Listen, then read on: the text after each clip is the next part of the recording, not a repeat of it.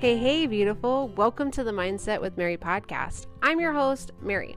And here we teach busy minds how to live their most authentic life, how to gain confidence, and how to step into their power.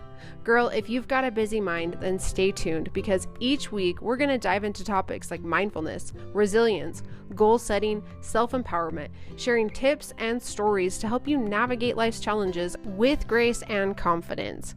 If you're ready to unlock your full potential and create a life you love, grab a cup of coffee, find a cozy spot, and let's embark on this journey of growth and transformation together. Welcome to Mindset with Mary.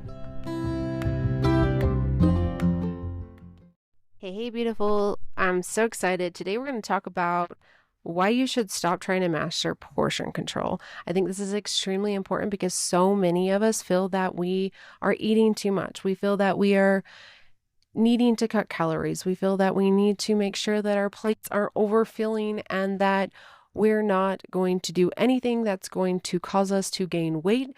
And unfortunately, in doing that, we tend to put so much stress around the foods that we're eating, and we build this horrible, nasty relationship with food when really food is there to support us. It's there to love us and nourish our bodies, and we go into it with guilt and stress, and guess what that does? It spikes our cortisol levels, it puts us in fight or flight, and guess what our body does when we're in fight or flight? It stops working properly. And when our bodies don't work properly, our minds, the cortisol, all the things are telling us we need to hold weight because that's going to keep us safe. So I have a quick question for you. How many times in your life have you been trying to control your portions and your family's sitting down to eat popcorn and you go and get like a little cup and you put a little tiny cup of popcorn into there and you go and sit down and you have that little tiny cup? And then you go back for another one, and then back for another one, and then back for another one. And by the end of it, you're so guilty and so mad at yourself that you're like, oh my gosh, I should have stayed in portion. I shouldn't have done this, and da-da-da-da. And when you do that, you literally wake up, stand on the scale, and you've gained a crap ton of weight. I bet you anything, you gained more weight from the stress that you caused your body by feeling guilty than you did by just actually eating the popcorn and enjoying it. Babe. Food is there to support you, and you have no idea if you can actually eat popcorn in bigger portions and actually stay the same weight or actually lose weight because you've never given yourself a chance. Here I am again speaking to my past self. You've never given yourself a chance to even try to see if it works for you. You just automatically assume that it has too many calories, it's not good for you, it has too many carbs, yada, yada, yada. You are listening to literally everyone else but your body and yourself and your intuition. Stop doing that and start trying something different. So I have a few different ways for you. Okay, now I'm back to talking to you. I've had a few different ways to help you feel more in control of food when you're around it, because I think so many of us just get so much anxiety and so much stress, right? We go to a party and we're like, oh my God, I can't eat this. Or, someone's making s'mores at, your camp. I'm camping right now, by the way. So if you can hear the wind in the background, I so apologize. But just remember, like, if you stress about the food you eat, you're actually probably going to gain more weight because of the stress versus actually eating the food. And you have no idea if you can actually eat foods and still maintain your goal if you don't give it a try. And then I also want to point out this super important thing. When you open yourself up to the idea that you can eat whatever you want, and I don't mean literally eat whatever you want, but when you stop trying to control how much you're eating, your mind will get on board with you. And you'll start to pay attention to when you're actually like, oh, I'm full. I really don't crave it. I don't want this anymore. Because when you're stressed, you're going to eat more because you're not like in tune with yourself, right? You have no idea what your body needs. You are so out of connection with yourself. And so that's extremely important. And I hope that you can take that mindset with you in the process. Anyways, so different tips that will help you feel more empowered around food. So one thing that has truly helped me is just to learn to be more mindful. Now, this is not sustainable 24/7. When we talk about mindful eating, intuitive eating, like it gets extreme. And I don't want you to be extreme because that's not how we actually reach our goals. Extreme is a surefire way to burn yourself out and give up immediately. So I just want you to just take it slowly and just start noticing. Even if you're grabbing a cheese stick and running out the door on your lunch break, like just if you can for a second, like, okay, I'm eating a cheese stick. I can taste this. I love cheese sticks. They're my favorite. Like just start to notice like just the little things rather than like making yourself sit down for 30 minutes and having this like extremely mindful meal. Like that's not sustainable for us because I'm just going to assume you're here because you're busy and you have goals to reach and you love yourself and you just want to take care of yourself. And so you're trying to find a different approach.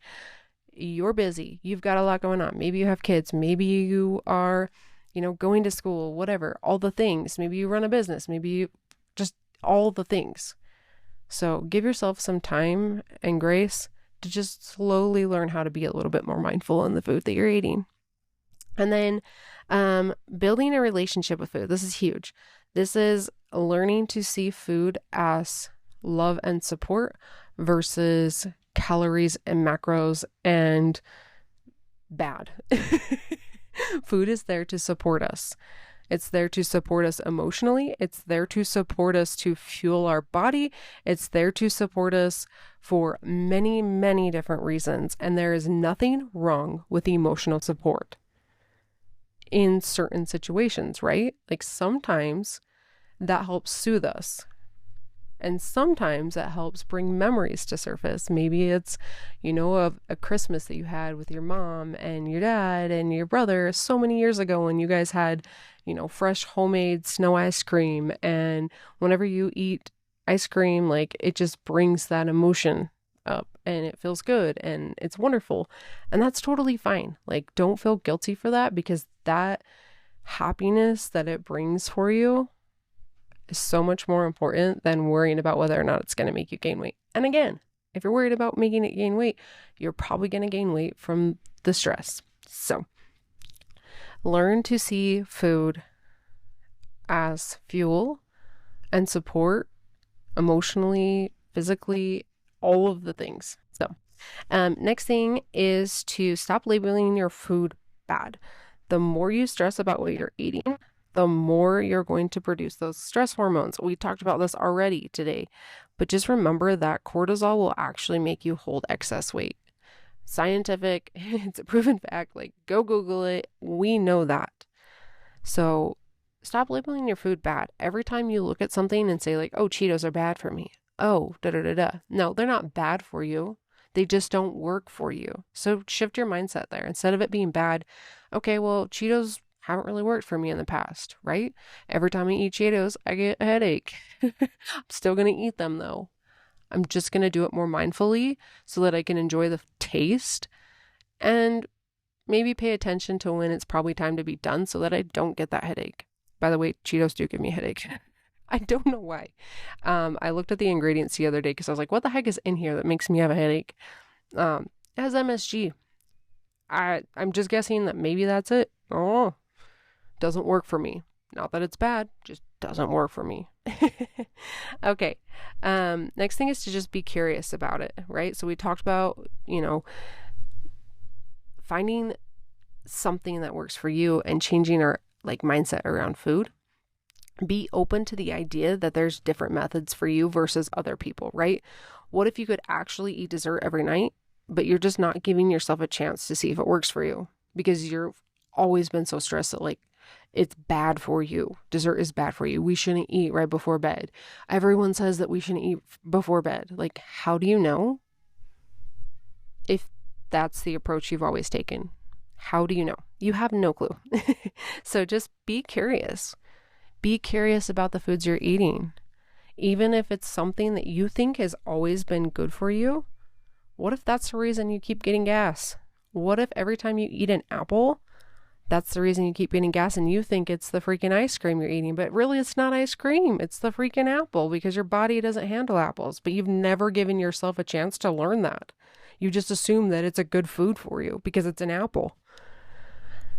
Get curious. That's all I'm saying. And I promise you that's going to help you see food from a different perspective. And then, oh my gosh, I lost my place. Where is it? Okay. You guys just get to deal with me because I'm not editing this out. I don't have time. I'm a busy mom, so you just get to listen to me be crazy. Pay attention to what works, and when it doesn't, do not whine about it. This is some tough love shit for you right here. When something doesn't work for you, do not whine about it. Oh, I just can't eat this. Like, hello. Okay, just for a second, we're going to personify our relationship with food. Food is there to support us. And you're bitching about it and how horrible it is. You think it's going to want to support us? No. There's a little spirituality for you there. Look at it as a relationship. It's truly there to support us and love us. And if you're whining about it and crying about it and all of that, that's just going to lead you to not take action towards finding something that you like just as much that could support you emotionally, physically, that does work for you, right? Stop whining. Get over it. Find something different. Move on. Okay, tough love over. Actually, nope. Next one is definitely tough love. Ditch the diet culture, babe. Ditch it. And stop excessively over planning. Unless that works for you. Like if that works for you, the planning and all of that and the meal prep, great. Doesn't work for me. Does not work for me.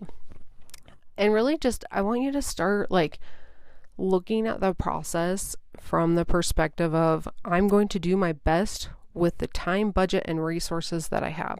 Time, budget, and resources that I have. I only have 30 minutes to cook dinner tonight. Great. I'm going to get broccoli and cheese from the freezer section. I'm going to get a rotisserie chicken. And I'm going to get a pineapple and cut it up real quick, and I'm going to eat it, and that's my dinner. Broccoli, cheese, chicken, and pineapple. Holy Hannah, I love all three of those things. Let's eat it. Do what you can with the time, budget, and resources that you have. Make it simple. Make it easy. And stop feeling like that it has to be perfect. And this is why I say ditch the diet culture, right? So many people will follow a specific diet. You can't eat gluten. Can you? Are you really allergic to gluten? Do you know? Have you tested? And if you did test it and it's not working for you, great. Find a different thing, but make it fit within your time, budget, and all the resources around you. Find something easy. Make it simple. Don't go and make bread that's gluten-free for hours and hours and hours if you don't have the time and you don't have the budget and you don't have the resources. Just chill. It's gonna be okay. Make it work within your box, right? That's what I say at work, like I will tell you yes, but you just got to make it work within the framework that we have, right? Side note, I work for SUU and I love it. And I'm, in business operations, finance. And so I get to work with a lot of coaches, and our athletic director, one of his main mantras is find a way to yes. And I love that saying because we always are going to try to find a way to yes. I want you to approach your lifestyle like that. Always find a way to yes. Just do it within, do it within the framework that you have. If you know you're busy, don't try to overdo it. Do not try to overdo it. If you don't have the money, don't go spend more money because then it's just not sustainable. Keep it within, the framework that you have and just do the best you can. And I promise you that'll grow and expand and it will work perfectly for you. And maybe one day you're making more money and you can put more energy into, going shopping and getting all of the foods that you want to put on your grocery list. Or, you have more time on your hand. So Sunday nights you can, meal prep and do all the things. Just stop doing the diet culture. Stop following these stupid plans that are just excessive and making you spend hours in the kitchen on Sunday when you could be spending time with your family. That's all I got to say there. Mic drop. Boom. Used to spend hours on Sunday meal prepping. And guess what? I missed out on so many freaking fun memories with my kids. I could even cry right now thinking about it. Like, it pisses me off. Wasted so much freaking time when I could have been spending time with my daughters who are now old enough to, do their own thing. And I miss so much time with them because of just focusing on freaking my diet and trying to look good. Damn, wasted it. So many more important things in life, babe. Make healthy living easier. All right. Couple other things. Deep breaths and or meditation before your meals. 1 minute can just simply be enough. It's just more than enough. It helps your body relax and it helps you just relax around the food and you can think, when you take those deep breaths, it helps you clear your mind. I don't really like saying clear mind because you really can't clear your mind, but it helps you just see more open-mindedly, I guess is a better way of saying that. And once your body's relaxed, you'll digest your food better. Once your mind's feeling more clear, you're just going to make more empowered decisions for yourself, right? When you're stressed, sometimes you just reach for the things that don't work for you. You grab the bag of chips, you grab the freaking cookie before you even think, oh, hey, you know what I really need? Just got home from work, haven't had a glass of water for like 5 hours. Maybe I should drink the water. And then one more quick tip for you, allow yourself to be a beginner. And just keep practicing over and over and over and over again until it gets easier. That relationship with food will grow and expand and get easier and easier if you allow it and you allow yourself to be a beginner time and time again and keep learning what works for you. And when you think you know what works, still be open-minded because there could be a better approach. There could be something different that you don't know. And you just got to listen to your body, listen to your gut, listen to your intuition, and love who you are because you deserve it. So anyways, I love you so much. Thank you for tuning in. If this episode helped in any way, shape, or form, please rate, review the podcast, subscribe so that you can tune into the next one, share it with a friend. I love you with all my heart. Thank you. Have a beautiful day. Mwah.